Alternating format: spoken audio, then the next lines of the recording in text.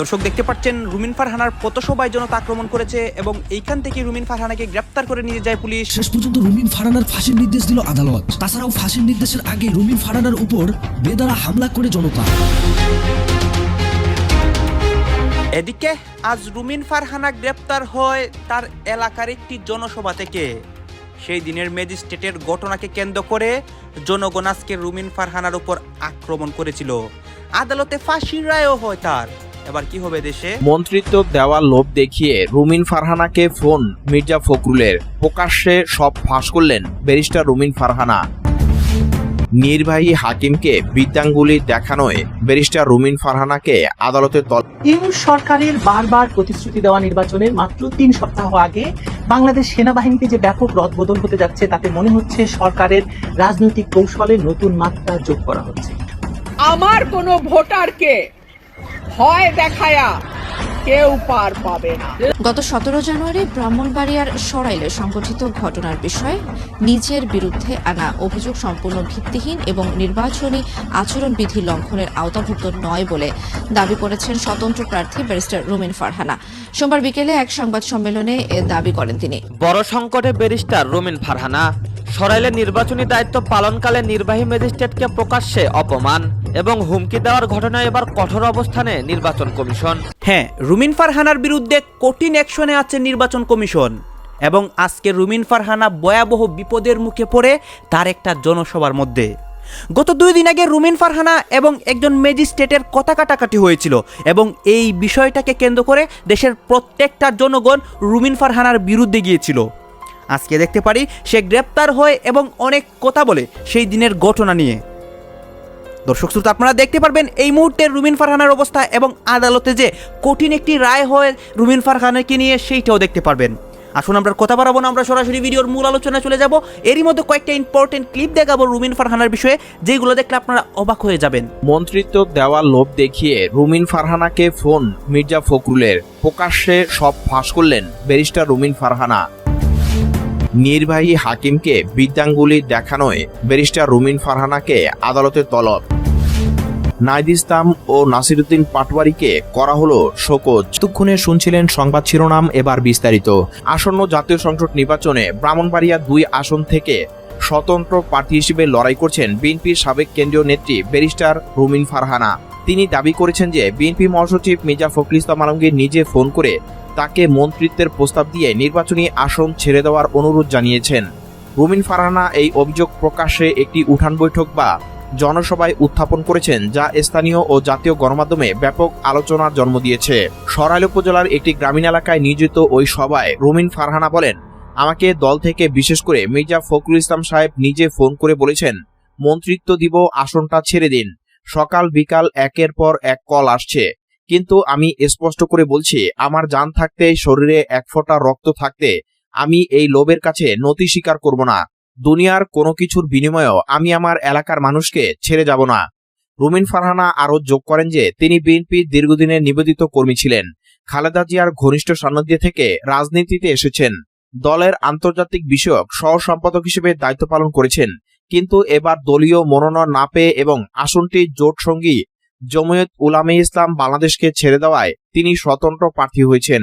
এরপর দল থেকে তার বিরুদ্ধে শৃঙ্খলা ভঙ্গের অভিযোগ তুলে বহিষ্কারাদেশ দেওয়া হয়েছে। এই ঘটনার প্রেক্ষাপটে রাজনৈতিক বিশ্লেষকরা মনে করছেন বিএনপির জোট কৌশলের কারণে এমন চাপ সৃষ্টি হয়েছে। দলটি নির্বাচনে জোট সঙ্গীদের সঙ্গে আসন সমঝোতা করেছে, যাতে ব্রাহ্মণবাড়িয়া 2 আসন জমিয়তকে দেওয়া হয়েছে। রুমিন ফারহানার স্বতন্ত্র প্রার্থিতা দলের জন্য অস্বস্তির কারণ হয়ে দাঁড়িয়েছে, কারণ তিনি এলাকায় ব্যাপক জনপ্রিয়তা অর্জন করেছেন। তার প্রচারণায় স্থানীয় নারী পুরুষের উপস্থিতি উল্লেখযোগ্য। রুমিন ফারহানা তার বক্তব্যে জোর দিয়ে বলেন, আমি দলের জন্য অনেক ত্যাগ স্বীকার করেছি, কিন্তু জনগণের ভালোবাসা ও বিশ্বাস আমার কাছে সবচেয়ে বড়। মন্ত্রিত্ব বা পদের লোভ দেখিয়ে আমাকে কিনতে পারবে না কেউ। আমি এখানে জনগণের প্রতিনিধি হয়ে লড়ছি, কোনো দলের প্রতিনিধি হয়ে নয়। এদিকে বিএনপির পক্ষ থেকে এখন পর্যন্ত এই অভিযোগের কোনো আনুষ্ঠানিক প্রতিক্রিয়া জানানো হয়নি। মির্জা ফখরুল ইসলাম আলমগীর সঙ্গে যোগাযোগের চেষ্টা করা হলেও তাৎক্ষণিক কোনো মন্তব্য পাওয়া যায়নি। দলের একাধিক নেতা নাম প্রকাশ না করে বলেছেন এটি একটি অভ্যন্তরীণ বিষয় এবং নির্বাচনী কৌশলের অংশ হিসেবে আলোচনা চলছে। তবে তারা রুমিন ফারহানার দাবিকে অতিরঞ্জিত বলে উড়িয়ে দিয়েছেন। স্থানীয় ভোটারদের মধ্যে এই ঘটনা নিয়ে মিশ্র প্রতিক্রিয়া দেখা যাচ্ছে। কেউ কেউ রুমিন ফারহানার সাহসিকতার প্রশংসা করছেন। একজন স্থানীয় বাসিন্দা বলেন, উনি সত্যি কথা বলেছেন। দলের লোকেরা অনেক চাপ দিচ্ছে, কিন্তু উনি মানুষের পাশে দাঁড়িয়েছেন। অন্যদিকে বিএনপি সমর্থকদের একাংশ মনে করে এতে দলের ঐক্য ক্ষতিগ্রস্ত হচ্ছে। নির্বাচন কমিশন সূত্র জানিয়েছে, ব্রাহ্মণবাড়িয়া 2 আসনের স্বতন্ত্র প্রার্থী হিসেবে রুমিন ফারহানার মনোনয়নপত্র বৈধ ঘোষণা করা হয়েছে। প্রচারণা চলছে জোরে সোরে। তবে সাম্প্রতিক সময় তার প্রচারণা সভায় কিছু অপ্রীতিকর ঘটনা ঘটেছে, যেমন উঠান বৈঠকে সংঘর্ষ বা প্রশাসনের সঙ্গে বাকবিতণ্ডা। রাজনৈতিক পর্যবেক্ষকরা বলছেন, এই ধরনের অভ্যন্তরীণ দ্বন্দ্ব নির্বাচনী ফলাফলে প্রভাব ফেলতে পারে। রুমিন ফারহানার জনপ্রিয়তা যদি অটুট থাকে, তাহলে তিনি স্বতন্ত্র প্রার্থী হিসেবে উল্লেখযোগ্য ভোট পেতে পারেন। অন্যদিকে বিএনপি জোটের প্রার্থীকে এতে চ্যালেঞ্জের মুখে পড়তে হবে। এই ঘটনা বাংলাদেশের রাজনীতিতে দলীয় শৃঙ্খলা, জোট কৌশল এবং ব্যক্তিগত উচ্চাকাঙ্ক্ষার মধ্যকার টানাপোড়েনের একটি উদাহরণ হয়ে উঠেছে। নির্বাচনের আগের দিনগুলোতে এই বিষয় নিয়ে আরও আলোচনা হওয়ার সম্ভাবনা রয়েছে। ব্রাহ্মণবাড়িয়া 2 আসনের স্বতন্ত্র প্রার্থী ব্যারিস্টার রুমিন ফারহানা নির্বাহী হাকিমকে বিদ্যাঙ্গুলি দেখানোয় তলব করেছে রিটার্নিং কর্মকর্তা। এক্ষেত্রে 22 জানুয়ারি রিটার্নিং কর্মকর্তার দপ্তরে উপস্থিত হয়ে ব্যাখ্যা দিতে বলেছেন তিনি। রোববার তাকে তলব করে চিঠি দেন রিটার্নিং কর্মকর্তা শারমিন আক্তার জাহান। চিঠিতে উল্লেখ করা হয়, গত শনিবার বিকেল আনুমানিক 4 থেকে 5টার দিকে আপনি ব্রাহ্মণবাড়িয়া জেলাধীন সরাইল উপজেলার নোয়াগা ইউনিয়নের ইসলামপুর নামক স্থানে 400 থেকে 500 জন লোকের উপস্থিতিতে নির্বাচনী জনসভা করেন এবং বৃহৎ স্টেজ নির্মাণ করে মাইক দিয়ে রাজনৈতিক বক্তব্য প্রদান করেন। ইউনূস সরকারের বারবার প্রতিশ্রুতি দেওয়া নির্বাচনের মাত্র 3 সপ্তাহ আগে বাংলাদেশ সেনাবাহিনীতে যে ব্যাপক রদবদল হতে যাচ্ছে, তাতে মনে হচ্ছে সরকারের রাজনৈতিক কৌশলে নতুন মাত্রা যোগ করা হচ্ছে। মার্কিন নতুন রাষ্ট্রদূত দায়িত্ব নেওয়ার সাথে সাথে এই রদবদলের সময়টির কোনো যোগসূত্র আছে কিনা তা নিয়ে প্রশ্ন তোলা যায়। এটি আন্তর্জাতিক এবং স্থানীয় রাজনীতির একটি জটিল সমীকরণে প্রতিফলনও কিনা সেটি গুরুত্বপূর্ণ। বিশেষ করে ভারতীয় সেনাপ্রধান যখন দাবি করেছেন যে তিনি বাংলাদেশের সেনাপ্রধানের সঙ্গে যোগাযোগ রাখছেন, তখন এসব প্রশ্ন ওঠা তো স্বাভাবিক যে এই রদবদলের মাধ্যমে সেনাপ্রধান ওয়াকারুজ্জামানকে সঙ্গীহীন করে ফেলা হলো কিনা। সেনাপ্রধান ওয়াকারুজ্জামান নির্বাচনের আগে সব স্তরের কর্মকর্তাদের যখন নির্দেশ দিচ্ছে নিরপেক্ষ থাকতে, ঠিক সেই দিন তার ঘনিষ্ঠ জেনারেলদের বিদায়ের ফাইল সই হচ্ছে। এর মানে দাঁড়াচ্ছে নিরপেক্ষতার নির্দেশ দেওয়া হচ্ছে ওয়াকারুজ্জামানের মুখে, কিন্তু মাঠের নিয়ন্ত্রণ যাচ্ছে এমন হাতে যারা নির্দেশের উল্টো ধারায় বিশ্বাসী অথবা ওয়াকারুজ্জামানের বিরোধী পক্ষই বলতে পারেন। এই যে দ্বৈততা ভোটের দিন বড় বিপদ ডেকে আনতে পারে। যদি কোনো কেন্দ্রে সেনা ঢোকার দরকার হয়, তখন কোয়ার্টার মাস্টার জেনারেল পদে থাকা মাইনুর রহমান, যিনি পেশাদার এবং নিরপেক্ষ সুনাম রাখেন বলে বলা হচ্ছে, তাকে হয়তো বলা হবে তুমি থাকো ছাউনিতে, মাঠে যাবে না। আর মাঠে নামবে সেই বাহিনী যারা পাকিস্তানি মডেল সিভিল মিলিটারি রিলেশনের কথা শুনে অভ্যস্ত। প্রথমত সময়টা দেখুন, এই সময়টা নিজে একটা বার্তা বহন করছে।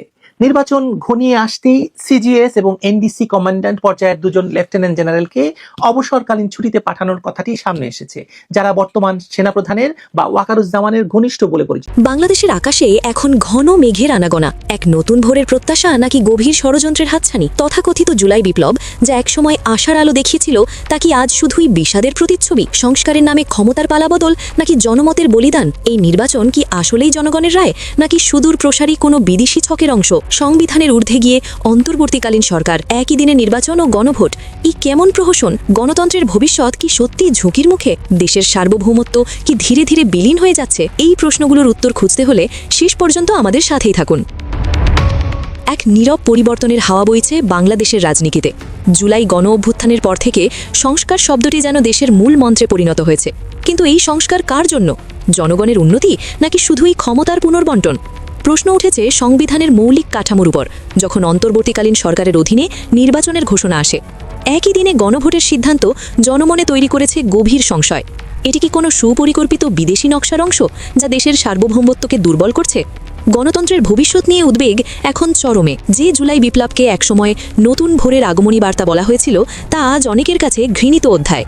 বিপ্লবের পরেই দেশ দেখেছে খুন, গুম, রাজনৈতিক প্রতিহিংসার এক কালো অধ্যায়।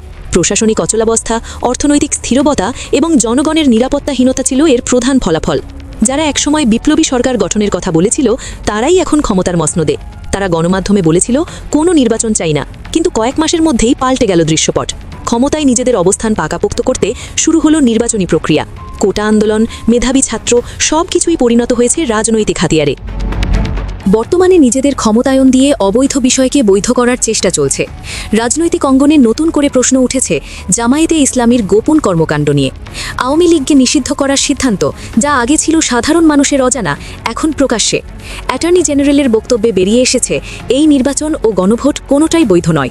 আসন্ন জাতীয় সংসদ নির্বাচনে কুমিল্লা 4 আসনে বিনা প্রতিদ্বন্দ্বিতায় জয়ী হওয়ার দিকে এগিয়ে যাওয়া জাতীয় নাগরিক পার্টির সমন্বয়ক ও প্রার্থী হাসনাত আব্দুল্লাহকে লক্ষ্য করে গুরুতর প্রাণনাশের হুমকির অভিযোগের পর আজ বিএনপি চেয়ারপারসন তারেক রহমান প্রকাশ্যে হাতজোড় করে কেঁদে কেঁদে ক্ষমা চেয়েছেন বলে দাবি উঠেছে। এই ঘটনা রাজনৈতিক অঙ্গনে ব্যাপক চাঞ্চল্য সৃষ্টি করেছে এবং নির্বাচনী পরিবেশে নতুন মাত্রা যোগ করেছে। 17 জানুয়ারি নির্বাচন কমিশন বিএনপির প্রার্থী মঞ্জুরুল আহসান মুন্সির মনোনয়নপত্র ঋণ খেলাপির অভিযোগে বাতিল করে হাসনাত আব্দুল্লাহর মনোনয়ন বহাল রাখা হয়। এতে আসনটিতে অন্য কোনো শক্তিশালী প্রতিদ্বন্দ্বী না থাকায় তার জয় অনেকটা নিশ্চিত বলে মনে করা হচ্ছে। নির্বাচন 12 ফেব্রুয়ারি অনুষ্ঠিত হওয়ার কথা রয়েছে, তবে আইনি চ্যালেঞ্জ বা অন্য কোনো প্রার্থীর উত্থানের সম্ভাবনা উড়িয়ে দেওয়া যায় না। সূত্র জানায়, গতকাল রাতে একটি ভিডিও কলের মাধ্যমে তারেক রহমান হাসনাত আব্দুল্লাহর সঙ্গে যোগাযোগ করেন। এ সময় তিনি কথিত হুমকির ঘটনার জন্য গভীর অনুতাপ প্রকাশ করেন। হাসনাত আব্দুল্লাহ ঘনিষ্ঠ একজন সহযোগী নাম প্রকাশ না করার শর্তে জানান, তারেক ভাই ফোন করে বলেন, আমি ভুল করেছি, সেই হুমকির কথা আমার মুখ থেকে বের হয়েছে, কিন্তু তা আমার মনের কথা ছিল না। রাজনীতির উত্তেজনায় আমি নিয়ন্ত্রণ হারিয়েছিলাম। এরপর তিনি হাত জোড় করে কাঁদতে কাঁদতে ক্ষমা প্রার্থনা করেন। এনসিপি সূত্রে আরো জানা গেছে, এই কথোপকথনের অডিও ভিডিও রেকর্ডিং দলের কাছে সংরক্ষিত রয়েছে। প্রয়োজনে এটি নির্বাচন কমিশন, আইনশৃঙ্খলা বাহিনী এবং জনসমক্ষে প্রকাশ করা হবে বলে তারা জানিয়েছেন। এই ঘটনার পর হাসনাত আব্দুল্লাহ দলীয় নেতাকর্মীদের সঙ্গে জরুরি বৈঠক করেন। বৈঠকে তিনি বলেন, আমরা প্রতিহিংসার রাজনীতি করি না। তারেক রহমানের এই ক্ষমা প্রার্থনা রাজনৈতিক সংস্কৃতিতে একটি ইতিবাচক দৃষ্টান্ত হতে পারে। অন্যদিকে বিএনপির পক্ষ থেকে এই ঘটনা নিয়ে এখনো কোনো আনুষ্ঠানিক বক্তব্য দেওয়া হয়নি। দলের একজন জ্যেষ্ঠ নেতার নাম প্রকাশ না করে বলেন, এ ধরনের ব্যক্তিগত যোগাযোগ নিয়ে আমরা কোনো মন্তব্য করতে চাই না। তারেক রহমান সবসময় দলের ঐক্য ও শান্তিপূর্ণ রাজনীতির পক্ষে। যদি কোনো ভুল বোঝাবুঝি হয়ে থাকে তা দূর করার চেষ্টা করা হচ্ছে। তবে দলের অভ্যন্তরীণ সূত্রে জানা গেছে, তারেক রহমান লন্ডন থেকে এই কথোপকথন করেছেন এবং পরবর্তীতে দলের নেতাদের সঙ্গে এ বিষয়ে আলোচনা করেছেন। নির্বাচন কমিশনের এক কর্মকর্তা জানান, আমরা এখনো এ বিষয়ে কোনো আনুষ্ঠানিক অভিযোগ বা সত্য পাইনি। যদি কোনো পক্ষ লিখিত অভিযোগ করে তাহলে তদন্ত করে প্রয়োজনীয় ব্যবস্থা নেওয়া হবে। প্রার্থীদের নিরাপত্তা নিশ্চিত করা আমাদের দায়িত্ব। পুলিশের উচ্চপদস্থ এক কর্মকর্তাও একই কথা বলেন। রাজনৈতিক বিশ্লেষকরা এই ঘটনাকে অভূতপূর্ব বলে মনে করছেন। ঢাকা বিশ্ববিদ্যালয়ে একজন রাজনীতি বিজ্ঞানের অধ্যাপক বলেন, জুলাই গণঅভ্যুত্থানের পর নতুন রাজনৈতিক শক্তি এবং পুরনো দলগুলোর মধ্যে উত্তেজনা চলছে। হাসনাত আব্দুল্লাহর মতো তরুণ নেতার উত্থান বিএনপির জন্য চ্যালেঞ্জ, কিন্তু প্রকাশ্যে ক্ষমা চাওয়ার মতো ঘটনা রাজনীতিতে সৌজন্য ও দায়বদ্ধতার নতুন দৃষ্টান্ত হতে পারে। হাসনাত আব্দুল্লাহর একজন ঘনিষ্ঠ সহযোগী বলেন, হাসনাত ভাই সবসময় শান্তিপূর্ণ নির্বাচনের পক্ষে। তিনি হুমকিতে বিচলিত হন না, জনগণের ভোটেই জয়ী হবেন বলে বিশ্বাস করেন। এ ধরনের ঘটনা আমাদের আরো শক্তিশালী করে। এই ঘটনা নির্বাচনী পরিবেশে শান্তি ও সৌহার্দ্য ফিরিয়ে আনতে পারে বলে মনে করছেন সংশ্লিষ্টরা। সব পক্ষকে সংযত ও দায়িত্বশীল আচরণ করার আহ্বান জানানো হয়েছে। সাম্প্রতিক রাজনৈতিক ঘটনা প্রবাহে নির্বাচন কমিশনের নিরপেক্ষতা নিয়ে গুরুতর প্রশ্ন তৈরি হয়েছে বলে মন্তব্য করেছেন জাতীয় নাগরিক পার্টির আহ্বায়ক মোহাম্মদ নাহিদ ইসলাম। বিএনপি বুঝে ওঠার আগেই, নির্বাচনের আগেই জনগণের সমর্থন আদায় করে নিচ্ছে এনসিপি জামাত। অসাধারণ ঘটনা ঘটছে। এনসিপি জামাত এবং নতুন বন্দোবস্তের কৌশলের কাছে বিএনপি কার্যত হেরে যাচ্ছে, পরাজিত হচ্ছে। এখানে একটা নতুন বাংলাদেশ, এখানে পুরনো বন্দোবস্ত চলবে না, সেই পুরনো যুগ নেই। এখানে নতুন বাংলাদেশে নতুন বন্দোবস্তের রাজনীতিতে অনেক সৃজনশীল বিভিন্ন কর্ম পরিকল্পনার ক্ষেত্রে নাটকীয়ভাবে এনসিপি জামাত এগিয়ে যাচ্ছে এবং বিএনপির মধ্যে সামান্যতম সৃজনশীলতা নেই। নানান দিক আছে, আমি সব বিষয়ে আলোচনা করবো। আমি একটা বিষয়, এনসিপি সম্প্রতি একটা ঘটনা দিয়েছে, সেই ঘটনা নিয়ে আলোচনা করব। জামাতের ক্ষেত্রেও অনেকটা সেম, জামাতেরটা একটু অন্য ফরম্যাটে, এনসিপিটা আরো নতুন ফরম্যাটে।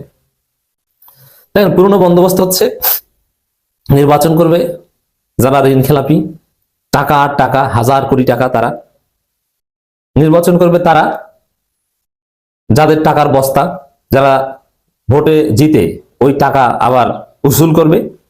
বিদেশে ব্যবসা বাণিজ্য আছে, শিল্পপতি। বরং পুরনো বন্দোবস্তের রাজনীতির একটা বৈশিষ্ট্যই হচ্ছে এরকম যে যদি কেউ দেখে যে না, আমার তো টাকা পয়সা আছে, যেভাবেই হোক না কেন ভালো সারপ্লাস আছে, অতএব তখন চিন্তা করে যে এখন নির্বাচন করি। ব্যবসা বাণিজ্যের সফল হওয়ার পর একটা পর্যায়ে, দুনিয়ার সমস্ত সফলতা পাওয়ার পর অনেকে চিন্তা করে যেহেতু টাকা আছে এখন নির্বাচন করি। মানে এখানে টাকার সাথে নির্বাচন একটা সম্পর্কিত বিষয়, যে নির্বাচন করা মানে টাকা লাগবে, অতিরিক্ত টাকা লাগবে। এই জন্য দেখবেন যে বড় বড় ব্যবসায়ীরা অনেকে নির্বাচন করে, এবং বিগত সংসদগুলোতে অধিকাংশ সংসদ সদস্য ছিল ব্যবসায়ী। কারণ এই ব্যবসা, টাকা, এটি সংসদ সদস্যর যোগ্যতার সাথে জড়িত। এবং দর্শক আপনারা তো দেখলেন এখানে কি কথা হচ্ছে, অনেকেই কিন্তু অনেক কথা বলতেছে, অনেকে আলোচনা করতেছে, অনেকে সমালোচনা করতেছে। বিশেষ করে এখানে রুমিন ফারহানার বিষয় নিয়ে কথা হয় এবং রুমিন ফারহানার সাথে তারেক রহমানের একটা বিষয় বা দেশের রাজনৈতিক প্রেক্ষাপট এগুলো নিয়ে কথা হয়। গাইজ এই বিষয়গুলো দেখে এবং রুমিন ফারহানাকে নিয়ে আপনার মন্তব্য কি? আপনার মন্তব্যটা অবশ্যই আপনারা আমাদের কমেন্ট বক্সে লিখে যাবেন।